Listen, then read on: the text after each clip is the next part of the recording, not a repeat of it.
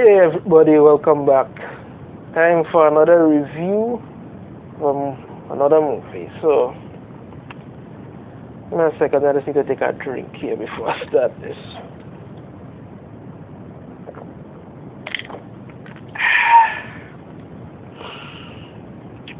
Don't worry, it's just water.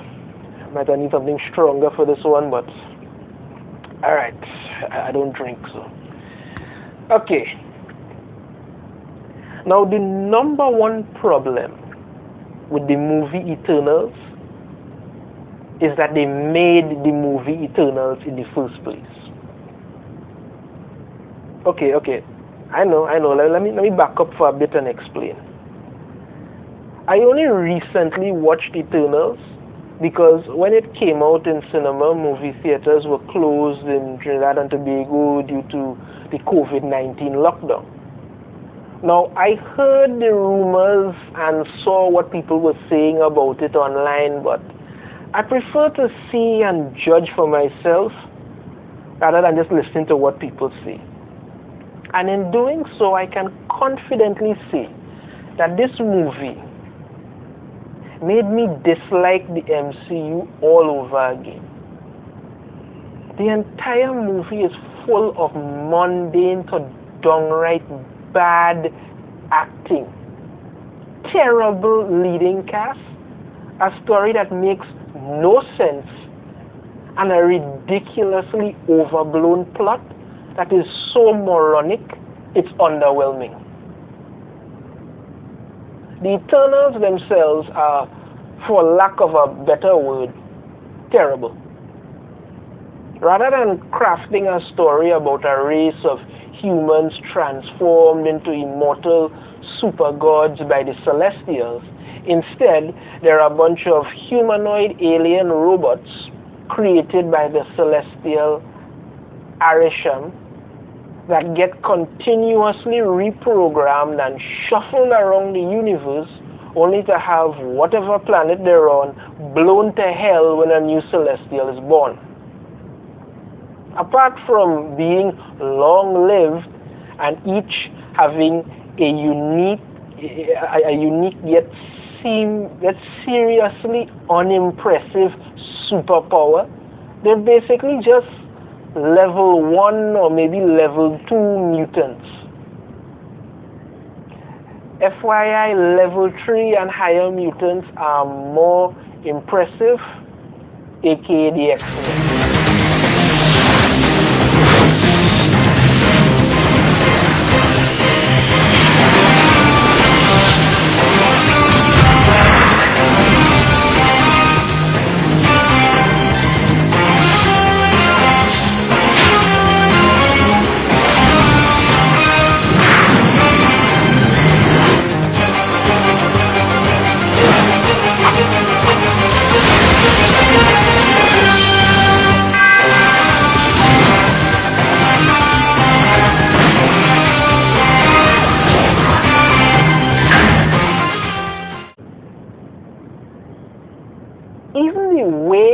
Even the way their so-called alien powers and equipment looked was so badly CGI'd that it made everything associated with them look even more stupid.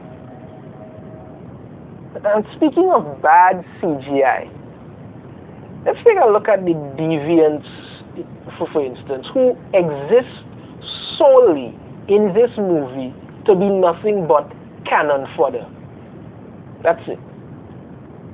So basically, Arisham created the deviants and they were sent to destroy the apex predators of each planet to ensure the development of intelligent life. But when the deviants evolved and began hunting the planet's native populations, Arisham created the Eternals to hunt them.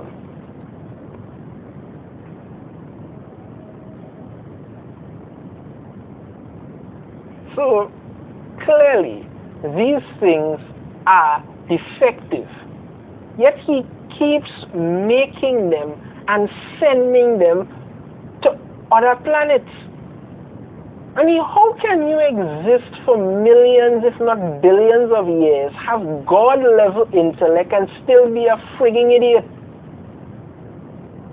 This movie tries to be diverse with different races, genders, and sexual orientation, but like with everything else in this movie, it's more ridiculous than inclusive and just downright insulting at times. So let's run through the most famous suspects in this debacle.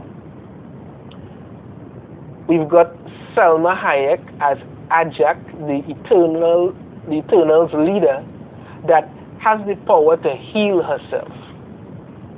It just didn't help her much when she got stabbed to death and her power stolen by a deviant. So there's a wash. Next up is Richard Madden as Icarus. But you probably know him better as Robb Stark from Game of Thrones. He can fly and project cosmic energy beams from his eyes. So basically, he's a much weaker Superman knockoff. And just like in Game of Thrones, he's still a thick-headed idiot. No wonder he got killed at the Red Wedding.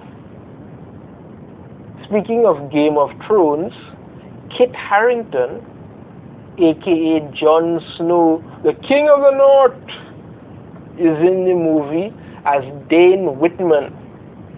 He doesn't do much of anything. They throw in at the end, after the end credits, that he has the ebony blade and might be the Black Knight. But honestly, unless a snow zombie had shown up, I really didn't care. And the most famous person in this entire movie was Angelina Jolie as Cena. She can form any weapon out of cosmic energy. But to be fair, she looked like she didn't even want to be in the movie.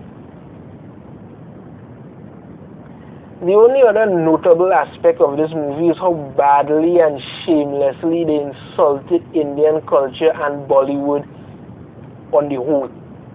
They literally had this one Indian guy there who was just saying, "Yes, sir.